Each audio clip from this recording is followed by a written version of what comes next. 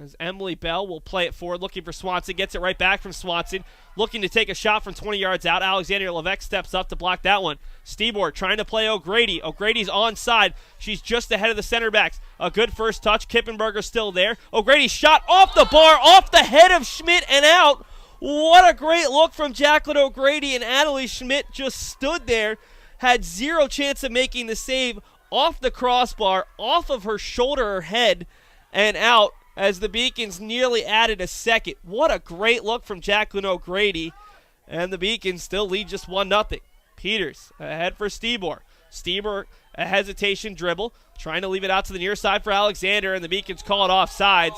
Believe it was Jacqueline O'Grady who may have been off, but that one draws a lot of boos from the Beacons fans, especially the men's soccer team, who's just to the left of our press boxes. They were not appreciative of that call. The men's and women's soccer teams have had very few chances to see each other, as the only home games this season for UMass Boston soccer teams have come on Saturdays, on conference Saturdays. Just 7 combined games. It's Alexander ahead for O'Grady. O'Grady's got 3 backs in front of her. O'Grady waiting for the runner. That's McMiniman. McMiniman will look to dribble out wide. Now she cuts back. McMiniman, a very soft shot, doesn't get anything behind it. And Schmidt's able to make the save. But because the Beacons have played a lot of 4 and 5 o'clock home starts, sometimes the team that's on the road will be back in time to catch the second half of the other team's game, and they've shown great support, the women's team showing up to men's games, and vice versa, as we'll see Stebor check out, Julia Macionis back in. Stebor can still check in, but Macionis, if she were to come off, would check off for the final time, as Plymouth State made 3 substitutions. Coming off the field, Kramer, Martin, and Swanson. Plymouth State, bit of a miscue there by Bell, who dribbles in front of a teammate, gets it right back. Bell with Julia Macionis in front.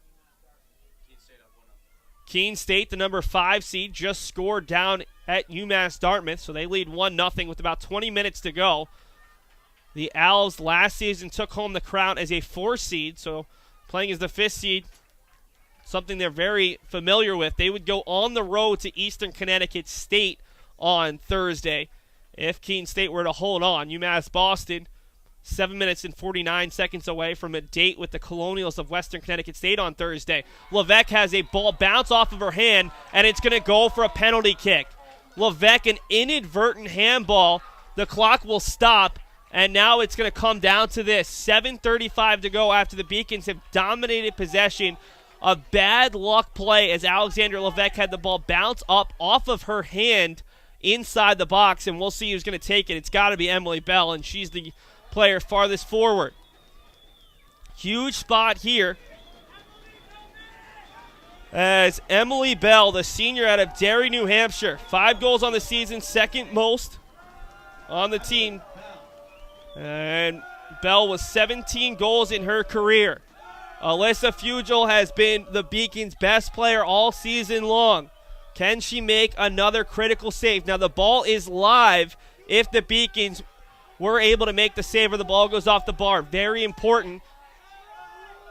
As Bell awaits the whistle coming from Leah Hayes.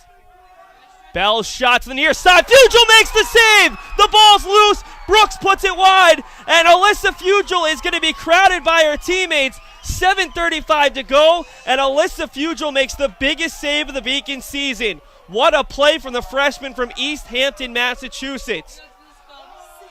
Amy Zombeck talked about the fact that so many of these freshmen had tournament experience. Alyssa Fugel, who was a very, very talented goalie in Western Massachusetts, as the ball's loose here. Tracking it down is Nicole McMiniman, as the men's soccer team is up on their feet and trying to incite the rest of the fans. Some baseball players joining them as well. And for the first time tonight, this feels like a home game for the Beacons as it's out of bounds off the foot of Bell. Emily Bell, the senior leader of this Plymouth State team, denied